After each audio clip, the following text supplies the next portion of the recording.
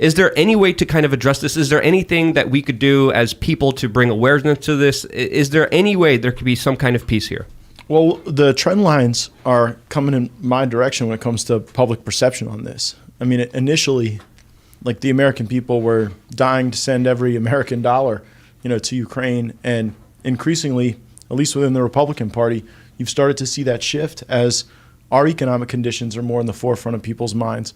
Like, we have laws that require end-to-end monitoring of materiel when we send it into a war zone, and I am not convinced we are following them. Is it because we're not technically at war? The United States hasn't been technically at a war since World War II. Well, we do have regs that define a conflict zone, and whenever we send stuff that kills into one of those places, we're supposed to know who has it, and we don't. And that is concerning to me. If that's like the new thing is like, oh, well, send the stuff, anything, what was it that Ben Sass said when he was in the Senate? If it shoots, send it. And so we've been doing all of that, and I think that in some ways prolongs conflict. It doesn't bring us to a faster resolution to continue to pour cash and weapons into a historically corrupt country that is fighting. Yeah, Dave Smith would say and has said, if you want to see who our next big enemy is going to be, look at who we're funding right now. And I'm concerned that the Nazis, I don't know if they're, technically, are they considered Nazis? Let's be, what is it? Well, Democrats thought so. I mean, you had dozens of Democrats signing letters saying that the Azov battalion were a bunch of white supremacists. And while they want to call our own military, who are patriots, a bunch of white supremacists here, they got no problem draining the resources of our country to go and fund who they were just calling white supremacists, 18 months ago. So if in 6 years the Azov start exterminating a race because they happen to be genocidal or racist, then what is the American? You're going to use that as evidence to go to war in Ukraine to fight the Azov, and now we got more military bases in Ukraine protecting the Suez Canal? Yep.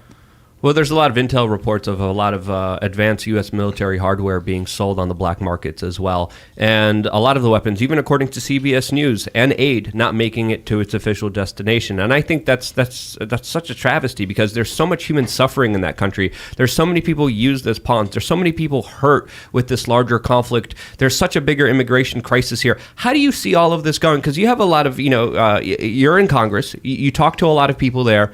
How do you see this kind of unfolding here with this never-ending war? Where are we going to be a couple years from now with this continuing the way it is? What worries me is you cannot overstate the gravity of some of the worst potential outcome sets here.